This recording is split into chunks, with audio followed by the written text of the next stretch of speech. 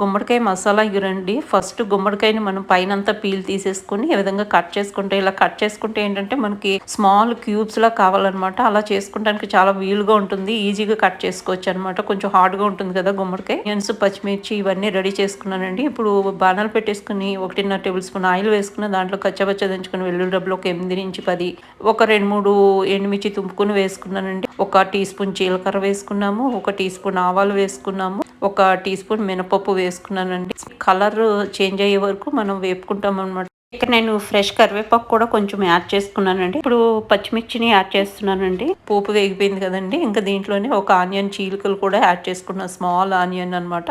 ఇప్పుడు ఒక పావు టీ స్పూన్ కంటే తక్కువ అల్లం వెల్లుల్లి పేస్ట్ వేసుకున్నామండి. అదేవిధంగా ఇక్కడ రుచికి సరిపడా సాల్ట్, ఒక పావు టీ స్పూన్ పసుపు వేసుకున్నాము. జస్ట్ అట్లా ఫ్రై చేసుకుంటామండి. ఫ్రై చేసుకున్న తర్వాత ఇంట్లో ఒక టీ స్పూన్ అంత కారం వేసుకుంటాము.